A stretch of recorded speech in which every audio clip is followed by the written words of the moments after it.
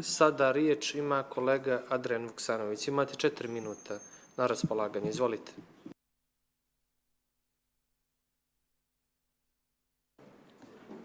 Hvala, gospodine potpredsjedniče. Sve ono što se dešavalo od imenovanja gospodina Mandića na čelnu poziciju Skupštine Crne Gore pa do dana današnjeg opravdava odluku zastupničkog kluba Demokratske unije Albanaca i Hrvatske građanske inicijative da ne podrže zapravo njegovo imenovanje.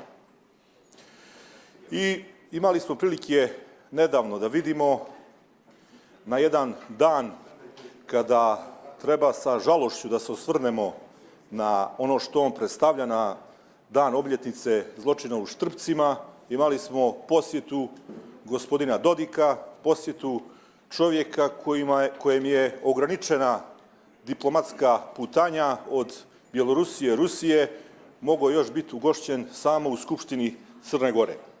Ali ne radi se ovdje o gospodinu Mandiću. I ja nemam nikakav problem sa njim, on ima svoj stav i svoju konzistentnost.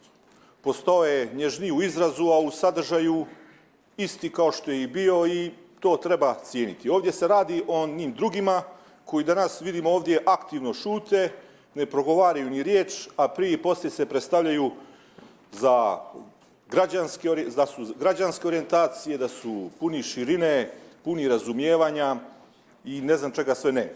A zapravo puni evropske orijentacije Crne Gore. A danas će dati glas i podržati će čovjeka koji negira genocid u Srebrenici, koji negira agresiju Ruske federacije nad Ukrajinom, koji kaže da je Putin njegov predsjednik, zapravo koji od Crne Gore vidi Bjelorusiju na Balkanu.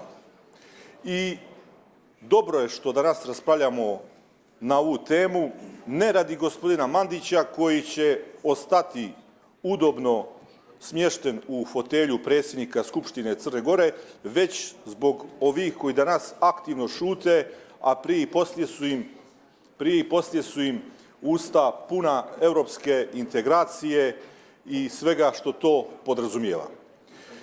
Zastupnički klub Demokratske unije Albanaca i Hrvatske građanske inicijative naravno da će glasati za smjenu gospodina Mandića. Hvala vam. Zahvaljujem kolega Vuksanoviću.